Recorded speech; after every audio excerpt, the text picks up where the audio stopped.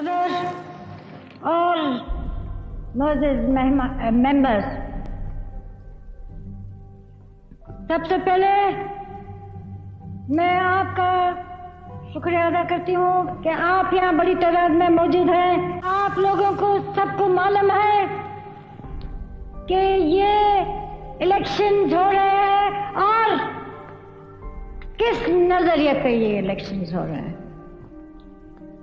अवाम ने तो अपना ख्यालात दे चुके हैं।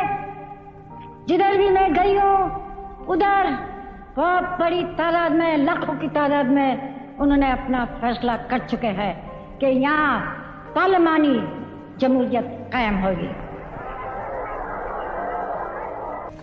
ये वोट आपके हाथ में अमानत है और मुझे उम्मीद है कि आप ये वोट को